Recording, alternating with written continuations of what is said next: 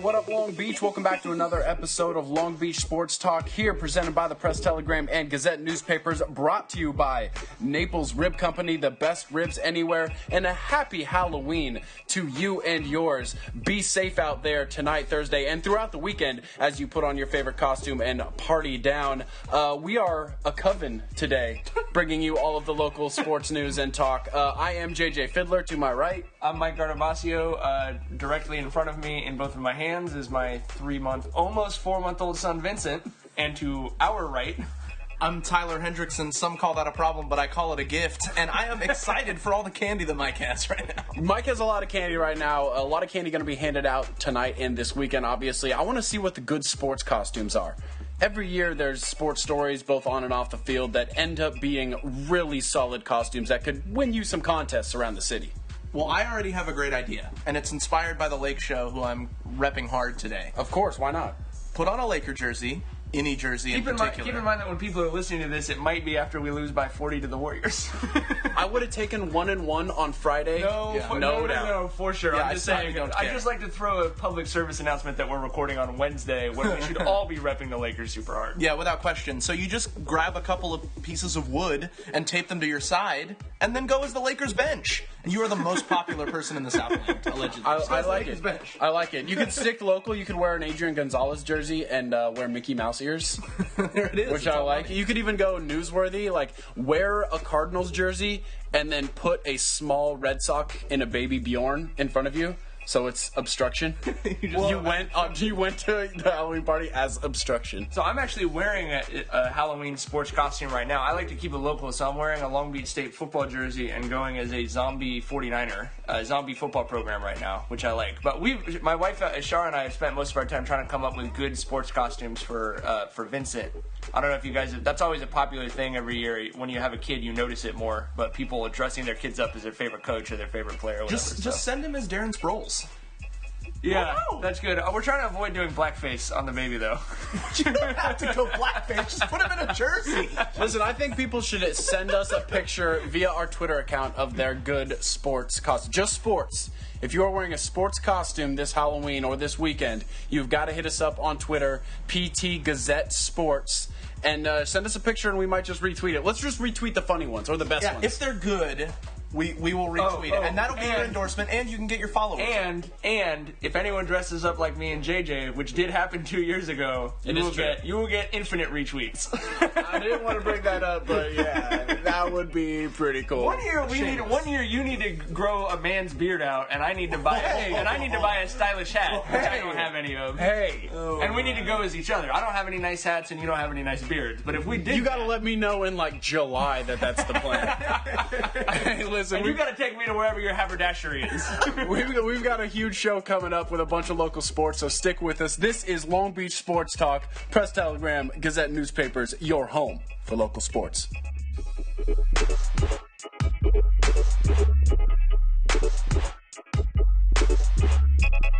If there ever was a Friday night where you need to find yourself at a high school football game, this is that Friday night. Not counting the playoffs, of course. I'm talking regular season. There is a full slate of games here locally that you can go to where league titles might be decided, history could be set. I mean, skip the club, skip the movie. Do not go to the club. Skip the dinner out. Forget the club. Forget about the club. Pay less money and have twice as much fun at a high school football game. Just do it. Top of that list, guaranteed to be a good time. Yeah. St. John Bosco hosting Modern Day. It could decide the Trinity League. But more importantly, it could decide the top seed of the Pac-5 playoff division. Well, yeah, I think it definitely will. And it's, without question, you'd have to say the best game in the western half of the United States. I'd probably go as far as to say the best high school football game in the country that's going on Friday night. Modern Day, the world, Mike. Modern Day with an upset loss to Santa Margarita last week, which took the shine off of it a little bit. But prior to that, these were two unanimous top 20 teams in the country, whether that's Max Preps, USA Today, ESPN, anyone you want to look at.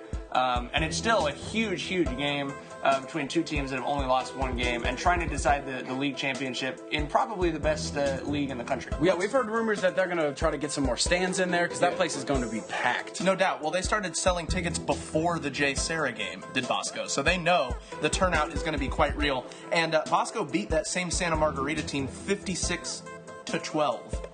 So, I mean, but you got to throw all of that out. No, because this is a heated rivalry. Mater Dei's been waiting for this game, and Bosco's really been waiting for this game too. But these are very talented teams. Mater Dei went further than Bosco did last year. And, I mean, it's just gonna be one of those scenes. And no matter what happens on the field, that pregame is gonna be so turned, JJ. Are you ready? We need it. I mean, completely aside from anything about the football game, we probably need a fashion reporter there, because I think the big question that's been going around is what's Bosco going to come out in? Because they've had so many alternate jerseys and helmets this year, you know they're going to bring something special for that game. It's got to be the blacks, right? I would go with the blacks. I think it's going the to blacks with the blacks with the white hats. I think it's going to be something we've never seen before.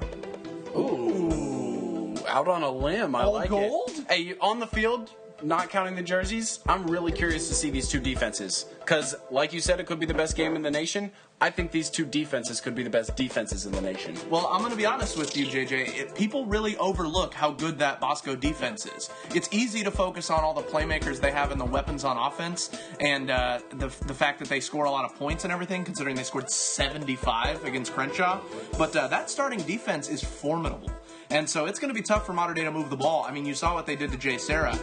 They got playmakers, and they are consistent in the secondary, and that front seven can really get after you when they want to. So, yeah, it could be more defensive, at least in the beginning, than people are expecting. But I think Mater Dei is built to stop that type of attack that Bosco has. Mater Dei not built to stop the type of attack that Poly has, but Bosco's not Poly. Well, they're not going to go oversized line, wildcat, student body left, student body right. That's not what they do. So I think Bosco is set up to have trouble with that Mater Dei defense. Whether or not they do, I guess we'll find out on Friday.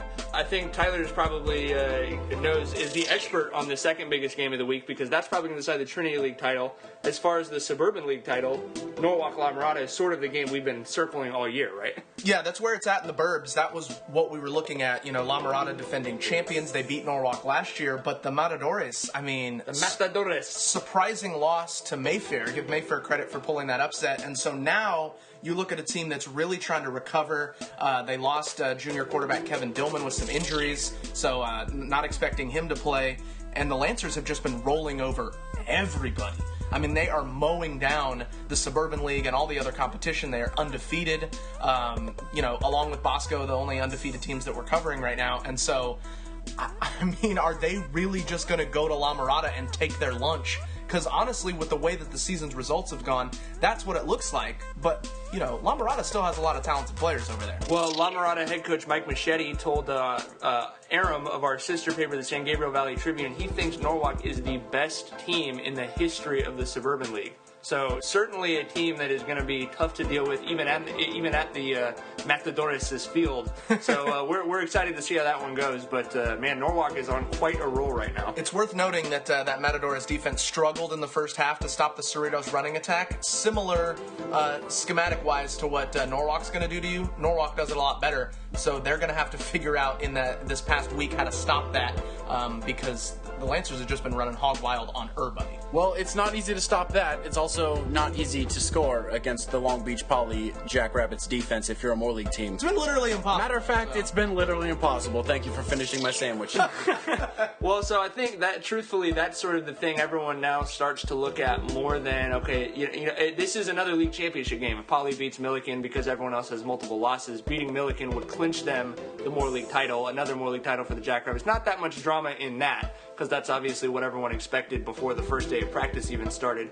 But Poly, as you guys mentioned, has yet to give up a point in league. They have just 2 games left. Now, if they can shut Milliken out, and again, it's hard to do that in high school. We know that, okay? This is 4 straight games they've posted shutouts, and that does not happen very often at the high school level because there's going to be a pick six, or there's going to be a blocked punt for a safety, or something stupid is going to happen, right? It's high school football. Yakety sacks will take over eventually. You don't take any plays for granted. You don't take extra points. You don't take 5-yard outs. Something can always go wrong in high school football. So that to me is the most impressive thing for Poly, that it hasn't happened yet. If they somehow do pitch a 5th straight shutout to Milliken. And actually, a little interesting thing there is defensive coordinator Jeff Turley is a Milliken grad and played on some of those good Milliken teams of the past. Milliken actually holds the record for fewest points allowed in Moore League season in history in 1973 when they gave up just 6 points in their last Moore League game of the year. Now, that was a 5-game schedule because there are only 6 teams in the Moore League since Cabrillo hadn't come in yet. So if Poly pitches a shutout, they'll be the first team in Moore League history to not give up a point in 5 games of league play. But obviously they'd still have that one last game against Wilson. So that's certainly, more than anything else, more than any other stats, does Milliken score, I think, is the thing to keep an eye on Friday. That's what we're certainly most interested in. That is impressive. While Paulie's on the road there for more league play, back at their home, quote-unquote, Veterans Memorial Stadium, the one-loss Los Alamitos Griffins are going to be hosting Huntington Beach in Sunset League play. Those Griffins fresh off their victory over Edison, probably the biggest win they've had in the last 2 years, considering playoff seeding and the fact that might end up deciding the Sunset League title. Los Al ready to run and be home for the first time in a while. Is Vets even their home stadium? Are they going to recognize the locker room when they walk in there? They literally had 7 straight road games. We've never seen that, and we've asked around, and nobody's ever seen that. It's so strange to go on the road for 7 straight games and then come home and play 2 games at home when you have a full league schedule. It's redonkulous. It's redonkulous. And they only have 1 loss. They're still highly ranked in that division, so plenty to play for. I mean, they survived the gauntlet. Now you just have to finish the job and then refocus for playoffs. But, oh my God, 7 in a row? Yeah, it's crazy. Weird. It's weird. And they had their troubles last week against Edison because Edison's a good ball club. Those 2 teams very, very stout defensively. Back to some games that aren't really interesting if you look at them, but really interesting if you look a little bit closer, like that Downey Paramount game. Well, I think the Downey Paramount game is kind of a prelude because if the Vikings can get through Paramount, which is going to be a tough test, they'll be at home. But if they can win that game, then they will set themselves up likely with a showdown at Dominguez for the SGVL crown. Now, if Paramount wins, they still got a shot at the title and can force a 3-way tie because they got 1 loss in league.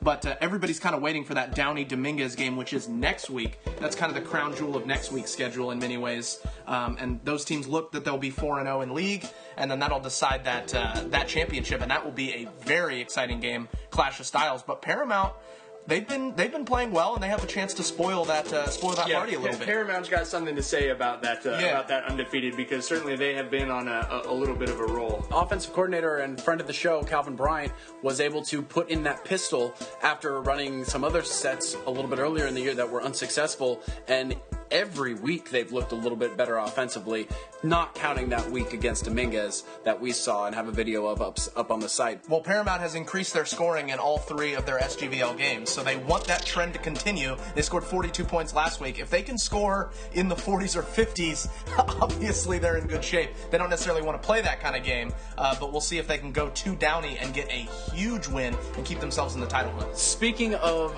playoff implications, and back here in the Moore League in Long Beach, Wilson is traveling to Cabrillo. Last time these 2 teams met, it was wild and crazy kids. It was pretty weird. It was a weird game. You did that game, didn't you? 4 touchdowns in the first 7 minutes, and only 1 touchdown after that was scored by the offense. Yeah, it was a weird really game, weird. And it may be a weird game again on Friday. Obviously, we'll have someone at that one to let you know how it goes. But this is a game you mentioned. Sort of every game in the Moore League has playoff implications at this point because of how muddled everything is beneath Poly. Cabrillo currently in second. And a win against Wilson would basically clinch that second seed for them at 4-2 in league. Well, let's run it down. But they would once again be they'd go 0 in the non-league schedule, and then go 4-2 in league or 3-3 in league, and at 3-7 or 4-6 get into the playoffs. The Jaguar way it's becoming. Yes. The 3rd game in the Moore League is Lakewood's homecoming hosting Jordan. Nothing has been decided, and nothing but the league title will be decided on Friday. Well, the magic number is 4 wins to get in the playoffs. Poly has already clinched at least a share of the championship. If Cabrillo beats Wilson, they are in the playoffs. The only teams that have to win, because everybody is currently in the playoff discussion, the only teams that have to win Friday to stay in the playoff hunt are Wilson and Jordan. Everyone else could lose and still make it. Lakewood and Milliken could set up if they have the same result on Friday, or even if they don't. That sets up as almost a play-in game for the playoffs. That has so much implications the last week of the season, the battle of the blueprint, but every team is still alive in the playoff hunt. It's crazy. It's pretty cool. We haven't really had that. Make sure you check out Friday night's coverage. And actually, I'll tell you what, after we get back to the table on Friday night, JJ and Tyler and I will look over the scores. We will post on Twitter the scenarios for what would happen in the last week. So if you want to just make sure you're checking out the @PT Gazette Sports Twitter on Friday night after the games are over, we'll break down for you because it's pretty complicated right now. We'll follow it during the game too because we already told you to be at a game. You can't be at all of them, and you can follow the scores from the other game. We'd like to hire you. Follow the scores from the other game via that Twitter account. That is Bosco hosting Modern Day, Norwalk at La Mirada, Poly at Milliken, Los Al hosting Huntington Beach at Veterans Memorial Stadium, Paramount at Downey, Wilson at Cabrillo, and why not, Jordan at Lakewood. A lot of high school football, a lot of coverage right here. Stick around. Obviously, covering high school sports in Long Beach, one of the privileges of that is you get to see a lot of really, really good girls volleyball. The Moore League, sort of a traditional power. I think the first 3 or 4 years JJ and I were covering it, we had 3 Moore League teams get to the quarterfinals in the Division I CIF playoffs, which is rare, as Kanye West would say. But this year, obviously, we've sort of seen some separation. In the Moore League, Lakewood is essentially just locked up, making their own piece of history. Dominance. Swept Wilson last night, which means if they sweep Cabrillo and Compton, which is likely, to say the least, they will have completed the first Moore League season at 12-0 in school history. And head coach Mike Wadley says, we can't verify this. He thinks it would be the first time in Moore League history that a team didn't drop a set. So I'm not sure about that. I think one of the Cynthia Barboza Wilson teams may have done that. One of the older Poly CIF championship teams may have done that. But it's certainly been a long time because Mike's been at Lakewood for 18 years. It's not something you see every day. The crazy thing about that team and how good they are right now, their 3 best hitters, Megan Krudoff, Sarah Miller, and Megan Delgado, they're all coming back next year. Well, everyone comes. They literally only have one senior who graduates, Crazy. And she's their 5th hitter right now. Crazy. Don't drop that Moore League set. Hey! That's all I had. That's okay. Thanks for checking in. But Tyler, actually, while we were covering Lakewood beating Wilson, by the way, a good team in their own right, ranked number 7 in Division I CIF, with an upset could actually move up a little bit more or still be in there. But in any event, the CIF coaches expect them to be a quarterfinal team this year. So a good program at Wilson, and Lakewood sort of rolled over them. It was pretty impressive. While JJ and I were covering that, Tyler was looking at in Division 3 AA, we've got a power that could make some noise in the playoffs. I was in the burbs, and I saw Norwalk and Cerritos. Those are the 8 and 9 ranked teams in Division 3 AA. And Norwalk fended off the upset. They had this scenario with Cerritos before where they went up to the first 2 sets, and then they ended up losing that match at Cerritos, but they won this one in 4 at home, a team that's getting healthy and starting to come together. They are atop the Suburban League, 8-1 in the burbs, and so they control their destiny there. They just have to win out.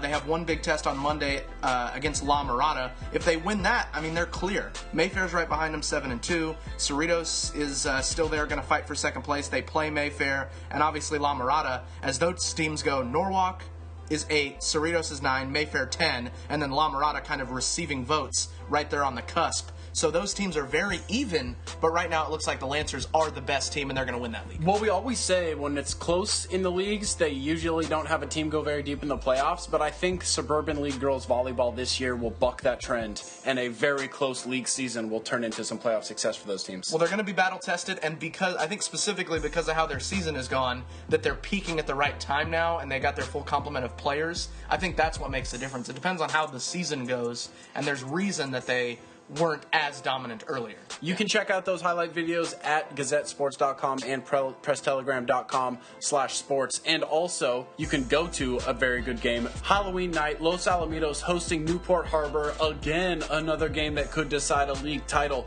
These Griffins are nationally renowned. They are number 1 right now in Division I AA, and they lost to this Newport Harbor Sailors team back on the 14th of this month, and it was a resounding loss. It was 3-1. It's not like they went to the 5th set and they just flipped a coin there. So the Griffins got revenge on the mind.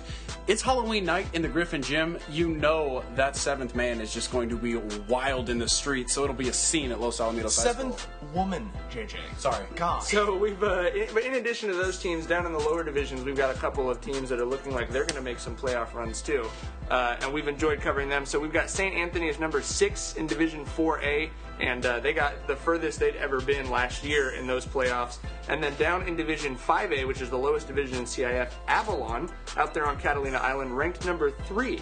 So we could actually get a chance to see, maybe film them in the quarterfinals and semifinals if they come over to the mainland. That'd be pretty cool. A lot of good girls volleyball all around the city, in and around Long Beach. You've got to be at our websites and our newspapers to get all of the solid coverage.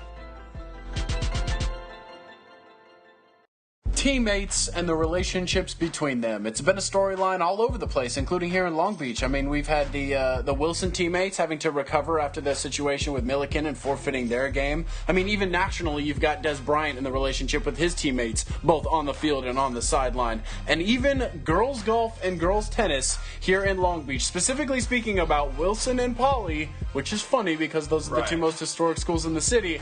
Even they have a teammate storyline this week. Well, it was Civil War week last week, wasn't it? Because we were at Billie Jean King Courts at Recreation Park on Friday for the Moore League tennis tournament, and we saw Wilson versus Wilson for the singles title, and then Poly versus Poly for the singles bronze medal, and then those Poly girls paired to play the Wilson pair for the doubles championship. Yeah, it was really crazy, but you could tell where the Poly allegiances were once they put on their jerseys, as it were, and played the rival school. Right, yes, definitely. It was kind of a funny thing. We've never seen anything like that, and then I just wanted to give a shout out to those girls, because if you think about that, that started at 3. No, it started at like 2. And then it literally didn't end. I was racing to cover a football game from there at like 6:30. So this is after a 5-day tournament.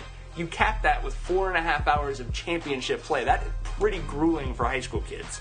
But you wouldn't have known how tired they were. I got a chance to talk to the Poly doubles tandem of Jasmine Roberts and Shannon Dow afterwards, and they were still pretty energetic about the whole thing. Because we didn't win the Moore League for our team, so we really wanted to get this one for Poly. Because Wilson has won, like I don't know, like 5, 6 years in a row. We didn't want them to win doubles and singles. Yes, so it was very exciting.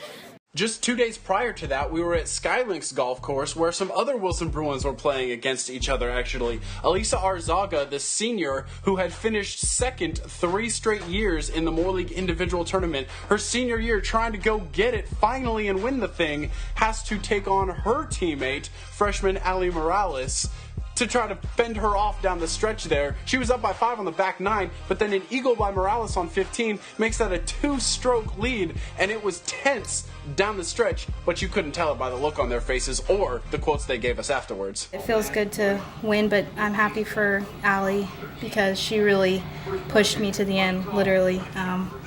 When she made the eagle, it made me really dig down deep and, play as best as I could. I try to help her as much as I can, but, she's pretty good, so she doesn't need that much. But I love playing with her. When we played together today, I knew it was going to be head-to-head, so it pushed both of us. All of the people that we just mentioned are currently competing in the individual CIF rounds for their sports. You can check the coverage of that out at GazetteSports.com, and the teams will be entering the playoffs next week. You can check that out. We'll have a preview of that once the brackets are up in the Press Telegram.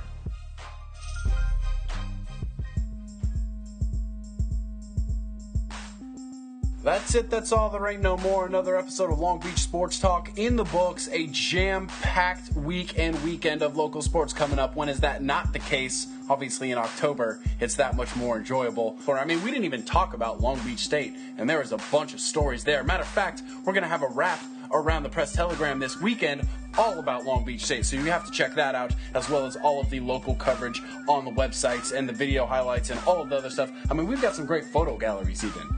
So hit us up. Oh, Photog's world class, dude. And people love the photos, and yeah, always check those out. And obviously, if you have highlight videos of local sports that you prefer to ours, I would love to see them, because they're literally incomparable. Incomparable. Hey, far be it for me to get out of this podcast without at least talking about the Lakers a little bit more. Is that okay? I got no problem with it. Tyler's literally wearing a Lakers hat, Lakers sweatshirt, there's layers to this Lakers. Full disclosure, we are a bunch of Lakers fans, but I think last night is just a good lesson in sports. And I hate to sound like an old fogey when I say this, but I will anyways. That's why they play the game. You can talk all you want about personnel and statistics and who's on what team and what guys have done before or whatever, but 2 points is still 2 points. You still get 3 points for shooting the ball in from behind the arc. It's still basketball. You still have to go out there and play, and the Lakers proved that perfectly last night against the vaunted Los Angeles Clippers.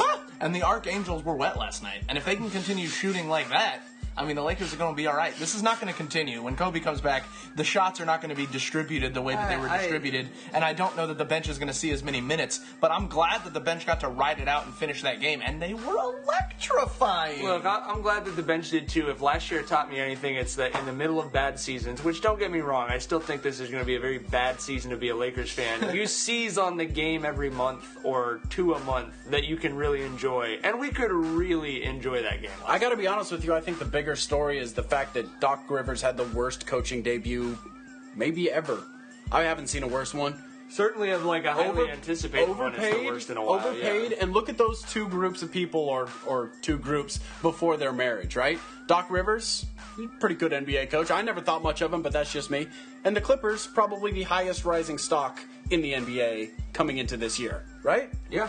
And then look at them together. Charles Barkley just picked him to win the West. That's just wildly disappointing.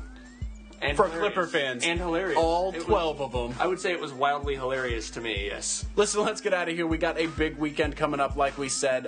For everybody involved in this show and the local newspapers, the Press Telegram and the Gazettes, thank you for doing all that you do. Thank you to Naples Rib Company for once again being the greatest ribs of all time. And thank you to Long Beach for just being gosh darn good at sports. For Mike, for Tyler, for Vincent, and for JJ. And for everybody else in and around the city of Long Beach. We'll see you in the stands this weekend, folks. So much. Happy Halloween. Stay safe out there.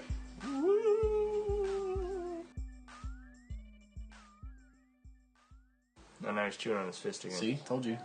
You have less power over your son than you really Hold think.